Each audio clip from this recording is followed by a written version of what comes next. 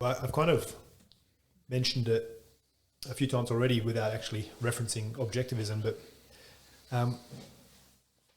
to make that a bit simpler for people, the first point is that reality exists.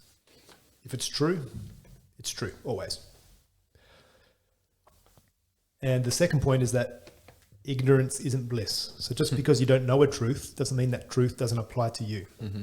So as a human being, to get the most out of your experience, you should be selfish enough or love yourself enough to discover as many truths as possible and do them. Whether it comes to health, you could apply that to business. Some things are true. Success leaves clues. If you want to be more successful in your career, go have a look at someone that's already doing it, mm-hmm. right? Mm-hmm. But as an example of truths are true and ignorance isn't bliss, if we take this podcast to the roof together, boys, and I said to you that gravity is not real, you should jump off. You wouldn't jump off, right? But if you ask, if I jumped off thinking that gravity wasn't real, would I float? Or would I fall too? I would fall, right? Mm-hmm. Yeah. Because even if I don't believe in gravity, gravity exists, mm-hmm. right? So that's a pretty obvious analogy or an example of how, if you care about yourself, if you have good enough self-esteem, you'll be selfish enough to learn every truth that applies to you, and you'll do it. So how logical is that? What a wonderful philosophy, I think, right? Mm-hmm. Yeah. Now there's more to it, and if you're really keen on it, you can look into it. But reality exists, and ignorance isn't bliss. It's pretty cool. Yeah. What do you guys think? Are you guys objectivists now? Yeah, we talked about ignorance is a bliss more than often, mm-hmm. because sometimes wanting to know everything and seeking other truths or other subjects, it doesn't always. How do you say? Sometimes it's more like a burden, because you know the truth and you have to act on it. It seems simple. Everyone knows how to explain it quite simple, but to act on it and to persist is way more difficult. Yep. I've experienced that myself too. So not living in alignment for me has a bigger impact, I think, than people that don't know how to eat, mm-hmm. because it doesn't just affect me nutritionally, it also affects me emotionally, because I'm not in alignment with the things that mm-hmm. I value and that I believe. But contradictions can't exist. That's the secret, right? Yeah. So when you know something and you don't do it, that contradiction is what kills you. Mm-hmm. I don't even mean that literally, but the inner turmoil mm-hmm. that comes from being in contradiction. Exactly. And some of those contradictions are subconscious, because you didn't sit down and define what it is that you believe. Mm-hmm. So that's where it starts. Yeah. Not easy to do, especially the mental stuff. Like when it comes to nutrition, if you guys want to be healthier, do you choose an apple or a cookie? I would choose an apple. Yeah. And if you want to be, when it comes to exercise, is it a better idea that you go for a run or sit on the couch? Yeah. For a run, obviously. Yeah. But those things are quite tangible and they're mm-hmm. obvious, right? But to try and mold your brain, that's hard. That's hard, because you can't pick it up, you can't shift it around. And not everyone wants to read about the 4 or 5 branches of philosophy, because sometimes it's long-winded and it's in Latin or something. It's difficult. But one nice exercise that I like to do with clients or people, anyone, is to see if you're living in alignment or there's a contradiction. Sit down and write down their top 5 values. What are the things that you value the most in this world? Now, a lot of people find it hard to even write down one thing, mm-hmm. let alone 5. But those that can write down 5, after you've done what do I value, write down how do I spend my time. And if those things don't line up, if they don't overlap, then you either don't value what you value, or you need to change how you spend your time so that they do. Because the contradiction there is what will kill you. Mm-hmm. Now, a lot of us will spend most of our time working. Yeah. Mhm. But we won't have work as our number one value. But that's not necessarily a bad thing, because if you clearly define what work means for you, then you might find that it tips into everything that you do value. So I work, no, not me, I love my job. Let's just say you are working, as a toilet cleaner, and you don't particularly enjoy cleaning toilets, but the money you earn allows you to buy organic groceries, it pays for your gym membership, and a little bit of spending money when you go on vacations with your family. Now it's perfect. Yeah. It ties in. So they don't have to be perfect, but they have to at least contribute to one another. Yeah. But it's a fun exercise, and you'll be surprised. Oh, I value health. Number one. How do I spend my time? Working, computer games, hanging out with shitty people, and drinking too much beer. Don't actually value health at all. Do I value health? Which is cool. Like, you're allowed to value those things. I mean, you're allowed to spend your time doing those things, but really you should change what you value so there's more of an alignment. Yeah. But that's deep, huh? That's not easy to do. No, certainly not. No. It's not easy to do, but I think that's where you have to start. If you want to change something in your life, you have to change yourself, your inner, your mental. And for me, that should be something that we learn about in school. Yeah, that'd be cool. That would be cool, wouldn't it? Trouble is, the people teaching you, I wonder how many of those teachers value Their own health. or being a teacher. The way they get to shape young people's lives. Like that's one of the most important jobs in the world. Yeah. Very important. And yes. yet we probably, I'll speak from an Australian perspective. We, at one point in time, were giving away university education for teachers for free because there weren't enough. So we let people in that were not the best educated and not the most inspired people that wanted to teach because it was easy and free. Yeah. You can't have that. No. But so that's the difficulty in having it taught at school, because the people that are teaching it probably don't even get it. Yeah. But I agree with you. It should be in school or at home. The parents as well. Exactly. Either way, whether it's at home or at school, I think this is knowledge that should be available for everyone, because that's the way you take control over your life. And I think most of the time, like nowadays, we kind of lost control. We kind of like living on autopilot, doing what other people tell us to do. And why are they doing that? Where do I find a copy? That's right. Yep. And the thing is, we should ask ourselves that question regularly through life too, because your values will probably change. Like, you guys probably don't have children high up on your list of values because you don't have kids. Not really. But you will probably one day, I'm assuming. Maybe. And then when you do, they'll probably want to sit on that list somewhere, right? Or not necessarily children, but the kind of parent you want to be. Maybe that needs to sit somewhere. Like, back home, being a role leader, an educator, a community leader, that was quite high on my list at one point. It's lower on the list now because I probably needed to invest in me, my health and my family for a little while. So I put work and I put it down on the list. But that was super brave because it resulted in me moving to the Netherlands, selling a 12-year successful practice, moving away from family. Not easy to do that. Not easy to do, no. But it lined up better. So I was brave enough to do it. But how many people sit in an unhappy life doing what they've always done because they've always done it? I mean, that's a lot of people, and it's about estimated 95% perhaps. It's funny. I'm getting a lot of messages from people back home because of COVID, who are inspired now to make some changes to their life as well. Shift countries. Well, that might be the upside to this whole COVID pandemic. Is that we kind of look for things ourselves that we can do for our health or for our career. I've got friends that are quite big into the laptop lifestyle. who are offering free mentoring and coaching for people that have lost their jobs because they won't get a jab. Mm-hmm. They're going to help them out, teach them how to work from anywhere in the world. Mm-hmm. It's pretty cool. Yeah.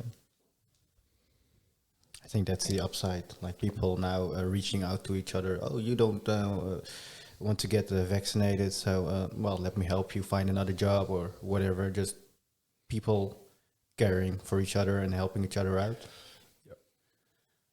Yeah, there's definitely been some good things to come out of. Yeah, of course. Yeah. As long as we focus on the good things. That's right. And it's been really easy to focus on the negative, hasn't Exactly. Yeah, yeah. it? But that's a choice. That's a choice. Sometimes the choice is forced on you, unfortunately. But for people that don't want the jab that now can't work in Australia, that wasn't their, well, still their choice, but they're making it harder for them to make that choice, unfortunately. Yeah. We got back to COVID. Yeah. Oh, that happened. Yeah. And coming back on, hey, you with your clients, you ask them to put on a list where what they, how do you call it? In Dutch? Values? Yeah, the values of and health is maybe not as much valued or not as think of until they get sick. Mm-hmm. Then people are making changes to their lives. Yep. But there needs something to happen first. They want to make a change. Yeah. Unfortunately, that's how, certainly now that I'm new in practice here in the Netherlands, that's how most of my clients come to me. They've got a problem.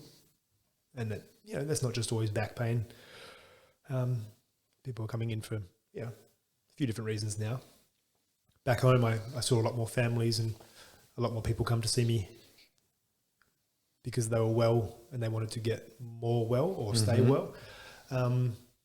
It is a shame. And on the flip side of that, if I don't do my job really well, a lot of those people, if they don't get immediate results, or even if they get very quick results, they lose motivation through the most important part of their program, which is the second part, which is where we strengthen and stabilize their spine and their health so that their issues don't come back so easily or at all.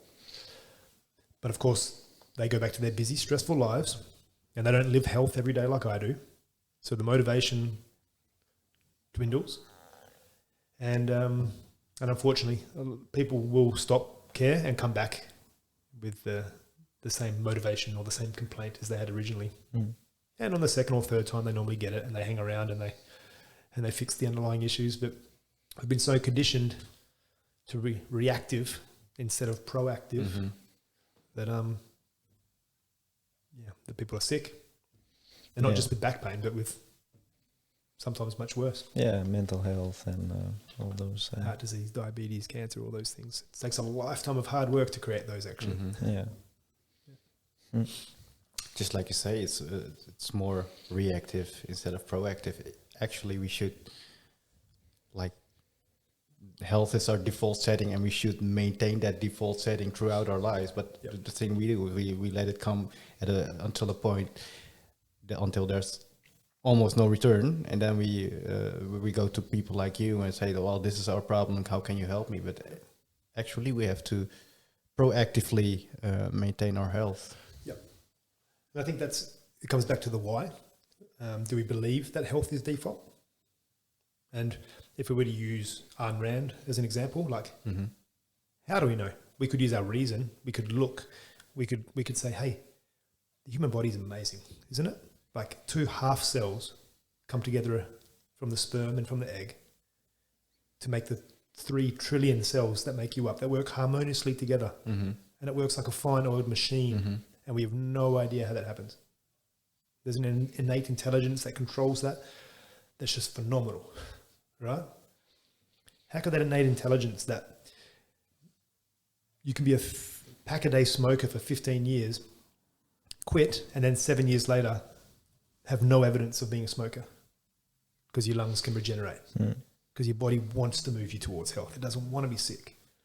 You just need to create an environment in which it can thrive in. Like it's self-evident, really, isn't it? And I've told you already, I mean, we are living in a world we're not wired for. We treat our bodies so badly, and yet Here we are. It takes a long time to break us, right? A chronic illness takes a lifetime to create because your body compensates for you that whole time. Mm-hmm. Like I said before, it'd be amazing that every time you didn't fulfill a requirement, you died in 3 minutes, just like oxygen. Because then everyone would do everything perfectly or they'd die. Right? Is that a bit brutal? I'm not sure, but it'd be cool. Yeah. So I'm not sure if I answered your question there, but Yeah, went on a we're tangent. satisfied with it. Yeah. We also like to talk about some nutrition parts. I asked you before what kind of diet is most suited for humans, and I know there's no perfect or one size fits all diet for humans, but how do you look at that? Yeah. So I think it's hard to eat perfectly by design these days because of, well, the way we ship our food. All of the choices. Food's no longer seasonal. You can eat peaches all year round because we just import them from somewhere else. I think there are definitely things that human beings shouldn't eat. Controversial, this one in the Netherlands, but grains or wheat-based products, bread, cereal, pasta, these days they're just not by design. Wheat was never found in the big wafting crops that we find it in now. It didn't grow all year round. Wheat's been modified to grow in all seasons and to be stored for as long as possible. So we're not eating, the wild grain that existed back in the day. And grain contains gluten and or phytates, and both cause leaky gut. And we've already talked about leaky gut and how that it causes a leaky brain. But it also results in the body essentially attacking itself and creating autoimmune disease. And if you look at society, what you see is basically a lot of the consequences of having a high grain diet. In fact, as grain became more of a staple part of our diet, heart disease went up. Okay. The whole low fat, high carb period resulted in more cardiovascular illness. And it was because of one guy, I think I've forgotten his name. It's been a while since I did my nutrition talk, but one guy essentially fudged the statistics, and he made saturated fat that comes from animal look like it was the cause of heart disease. And based on those studies, funded by grain companies, no doubt, resulted in people eating less fat and more grains. And human beings wouldn't exist as they exist as a species now if it wasn't for the protein and mostly fat that came from eating animals. So your opinion is that we as human beings should eat meat? Yep, but we should eat the right kind of meat. So we shouldn't eat that cow that's been living in a pen and been fed corn, because cows don't live that life, do they? Cows eat grass and they walk in the field. Yeah. So if you eat an animal that's healthy, that lived its life like it should have, then consuming that kind of an animal is it's good for you. We probably consume too much protein, a little, but it's mostly the quality that's the issue. And in my opinion, it's also the fact that we don't exercise enough. So if you have toxic meat sitting in your Dharman for longer because you don't promote motility with movement, then that toxic product leaches into your Dharma and it can cause colon cancer. So that, I don't know if you guys have heard the link between too much protein and cancer in the colon, but essentially it comes from unhealthy animal products staying in the bowel for too long. Yeah. So if you wanted a blanket, I could talk about nutrition and the controversies behind it for days, but if you just want, hey Matt, tell me what I should eat, I think if you had a mix between the Paleo diet and the Ketogenic diet, then you'd probably go pretty good. Could you explain it a bit, like the Paleo keto diet?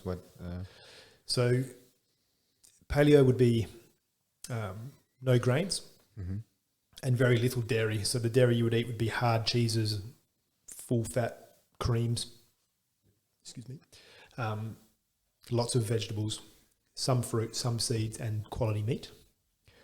Keto goes a bit like a lot less grain, a lot less carbohydrates, from a vegetable sources, and you want to jack up your fat intake, which comes from animal products, but also some plant-based stuff too, like coconut, avocado. But I mean, people listen to that and think, oh, that sounds difficult. It's actually not that difficult. Lots of recipes out there. You just have to do some Googling. Exactly. Yeah. So Too much talking. Yeah. exactly. I think nutrition is such an important part of our life, and kind of is a bit underestimated, I think. Guys, I'm not in the toilet. Someone is pouring a bit of water, so don't think he's on the toilet. Urinating on the floor. Yes. That was great. Sorry. Yeah. Okay. But yeah, I think nutrition is such an important part of our lives, which we don't often give as much as time or energy or attention to. What comes down to convenience again, doesn't convenience. it? But my wife's a functional nutritionist, and she helps people with chronic health issues. So if you want to lose weight, no, it's not fair. If you're an athlete that wants to have prime nutrition to get the most out of performance, then you probably don't want to go see my wife. But if you're overweight, metabolic issues, hormone imbalance, thyroid problems, then a functional nutritionist is someone for you to see. But very strong and very clear evidence to suggest that we need to eat animal products, which will be controversial here because I know there's a lot of vegans in the Netherlands. Is there? Yeah. I think the group is getting bigger and bigger, yeah. Yeah, I've noticed it at least. But I think it also, it appears to me that it's a bit of a cost thing here as well. So to eat healthy animals, good quality meat's expensive. Yeah. It's cheaper to be vegetarian. So I think that's perhaps where the vegetarian influence comes from in the Netherlands. But when you eat vegetarian and you take away meat, what do you typically add? Grains. Okay. You have to. How do you bulk up your meal? Like, you should add more vegetables, which was a discussion that Bob and I had the other day about Asian countries and the amount of rice they eat. If you look to the traditional old school diets of Asian countries, it was vegetable based. Once again, rice didn't come in the big wafting fields that it comes in now. That's modern farming that does that. So they used to eat a lot of vegetables. They also work the field, so they're consuming a lot of energy with manual labor. It's a different story. But if you look at Japan and the Netherlands, in terms of Japan eats a lot of white rice, the Netherlands eats lots of grain. If you look at the chronic health statistics in terms of obesity and diabetes, it's similar to every other Western country. What I did find interesting though was there was the third leading cause of death in the Netherlands was psychiatric. The dementia, Alzheimer's, these things are really high on the list. But remember what we spoke about before? About a leaky gut coming from gluten and how that might cause a leaky brain. So I found that very interesting when I did some research. And it's a staple part of the Dutch diet, isn't it? Bread? Or bread? Grains, yeah. Grains, yeah. I think bread is like the number one consumed product. You eat it every day, in the morning, at work, on your lunchtime. And then you combine it with the most cross-reactive thing you can have with gluten, and that's dairy. So a piece of bread with a slab of cheese. And the most cross-reactive food groups you could put together. And it has a big impact on gut health. But what is a kind of an alternative? For instance, I myself, when I'm at work, I eat bread for lunch. What is an alternative that you could say? Well, all the early breads came from root vegetables. So sweet potato. So there are a lot of recipes out there where you can make your own bread. Now, you probably don't have the time to make your own bread. You can also make them from seed. We eat seed-based bread at my house. Almond meal. flour instead of. But if you wanted to make a better choice, perhaps you'd find spelt, ancient grain, a lot less gluten, better for you. Gluten-free breads are bad for probably other reasons. When they take the gluten out, they've got to put other stuff in there because gluten is actually something we added to wheat. Okay. So that it's better for cooking because it helps to thicken up stuff. So that was something we bred into wheat. So the old pastas from Italy, gluten-free. Okay. Yeah. But you can't easily get that or source that these days.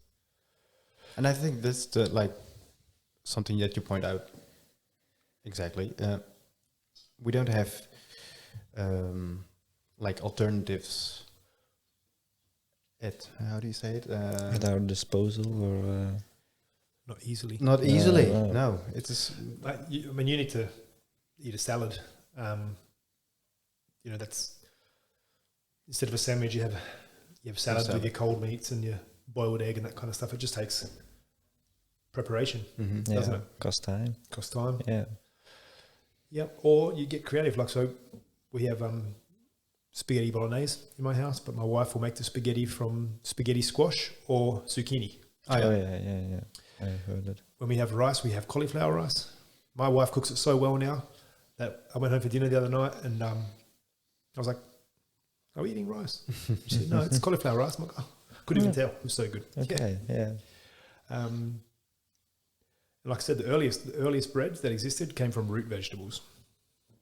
Yeah, not from grain, because grain, like I said, it didn't come in the big fields. If you found wheat, you found it like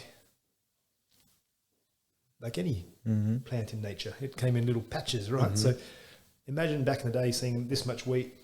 You can't see that, guys. A small patch of wheat and thinking, gosh, the amount of food I'm going to get out of that, it's hardly worth my time. Got to keep moving. I'm going to go catch an animal or exactly. Yeah, pick some root vegetables or some other vegetables. So what we eat today isn't what was found back in the day, and that's why it's not good for us now. No, I understand. But it is natural. It's coming from the earth, and maybe is that why people keep consuming it, because it and I think we've been told that it's very good for us. If you look at your food pyramid, sponsored by Kellogg's and stuff, you should be eating lots of cereals, as that's very good for you. Agribusiness is not quite as bad as Big Pharma, but it comes close. Yeah, there's a big gap, but they've got some agendas in there. Yeah, in there. As ultimately, they want to sell their products. Yeah, and that's where the like fat is addictive. People like fat, so when they take fat out, they have to add more sugar. But that's even more addictive. Sugar fits into the same receptors in your brain as opiates. So it made sense to have a low fat, high carb period of time, because we need to get people addicted to our products. Let's take the fat out, let's put the sugar in, so it still tastes good, but it's highly addictive and people keep coming back for more. So, marketing companies, they're pretty high up there in terms of their deceitfulness. Agribusiness, Big Pharma. Yeah. I hope not too many people are shutting off now. This guy's crazy. No, you're honest, and I do think you have a point. If you want a copy, I've got it. I've got a copy. If you want a copy, where did I read it? I've got a copy for you. Yeah, so, we'll. Then you can make up your own mind. We'll add it to the description of the podcast. Just like you said, if people may think you're crazy or whatever, but the thing is, just it is your point of view, and it might help other people make better choices. Yeah, absolutely. And I would just ask everyone to be honest with themselves. If you eat grain and dairy on a daily basis, just look at yourself, be honest. Are you the happiest, healthiest version of yourself? And if you're not, go ahead and change something. Maybe what you're doing is not working for you. Perhaps it's self-evident, right? That things are not working, and be open to change, or stop complaining.